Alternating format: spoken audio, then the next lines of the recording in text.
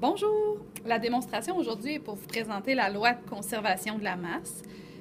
Donc, suite à rien ne se perd, rien ne se crée, tout se transforme, on a vu en classe que ce soit dans une transformation physique ou dans une réaction chimique, le nombre d'atomes du côté des réactifs est toujours égal au nombre d'atomes du côté des produits. Et pour la masse, c'est la même chose. La masse des réactifs avant ma réaction va être la même que la masse des produits que j'obtiens à la fin de ma réaction. Donc aujourd'hui, on va vous faire 3 petites démonstrations pour vous prouver que ça fonctionne vraiment, la loi de conservation de la masse. Première réaction qu'on présente, la réaction numéro 1. On travaille avec du NaHCO3, qui est du bicarbonate de soude. C'est la petite vache qu'on utilise beaucoup en cuisine. Et du CH3COOH, qui est de l'acide acétique, c'est le vinaigre que vous avez à la maison.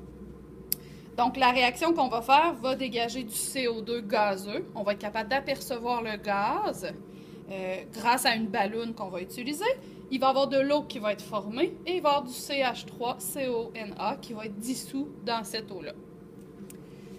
Donc, on a déjà fait des étapes pour sauver du temps. Nous avons pesé 1 gramme de bicarbonate de soude que nous avons placé dans la balloune bleue qui est ici. Donc, le bicarbonate de soude est dans le fond de la balloune. Et nous avons aussi mesuré un volume très précis de vinaigre qui est dans le fond de l'Erlenmeyer ici. Donc ça, ce sont mes réactifs. Mes réactifs, c'est mon vinaigre et mon bicarbonate de soude.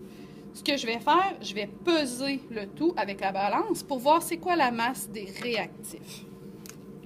Nous arrivons à une masse de 56,7 grammes. Donc, avant la réaction, la masse de nos réactifs est de 56,7 grammes. Cette réaction-là va dégager un gaz. L'avantage d'avoir utilisé une balloune, c'est qu'on sait que si on n'avait pas mis de balloune, le gaz se serait évaporé, donc on n'aurait pas été capable de le conserver dans l'Erlenmeyer. Donc, allons-y pour la réaction. En soulevant la balloune, il faut comprendre que le bicarbonate de soude qui est à l'intérieur va aller se mélanger avec le vinaigre et vous allez pouvoir voir le gaz qui se dégage. Donc, allons-y. Et observez bien la balloune. Ce qui arrive, c'est qu'elle gonfle. Vous voyez les bouillonnements dans le fond qui indiquent qu'il y a un gaz qui se dégage. Et ce gaz-là qui a tenté de s'échapper a fait gonfler la balloune. Donc, on est capable de voir que le gaz a été capturé par la balloune. La réaction se poursuit, elle achève. C'est sûr qu'on a des causes d'erreur dans un laboratoire comme ça. Il ne faut pas oublier qu'une balloune, c'est pas parfaitement hermétique. Quand on a une fête, par exemple, à la maison, puis on gonfle des ballons, au bout de quelques jours, les ballons se dégonflent tout seuls. C'est pas par magie, c'est que les ballons ne sont pas parfaitement hermétiques. Il y a toujours un petit peu d'air qui réussit à s'en échapper. C'est pourquoi ça se peut qu'on n'arrive pas exactement à 56,7.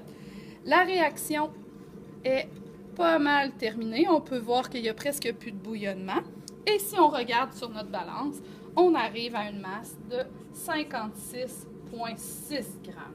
Donc, voyez-vous, on a un écart de 1/10 de gramme, parce que déjà, il y a 1/10 de gramme du gaz qui a réussi à s'échapper. Mais on voit bien qu'à 1/10 près, la masse des réactifs est égale à la masse des produits.